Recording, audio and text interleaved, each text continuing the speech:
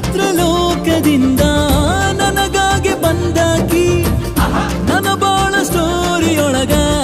ಇವಳೇನೆ ನಾಯಕಿ ಮನಸ್ಸೈತಿ ಇವಳ ಮ್ಯಾಲ ಇವಳೇ ನನ್ನ ಲಡಕಿ ನನ್ನಾಕಿ ನನ್ನಾಕಿ ಮನಸ ಸೆಳೆದಾಕಿ ನನ್ನಾಕಿ ನನ್ನಾಕಿ ನನ್ನ ಗೆದ್ದಾಕಿ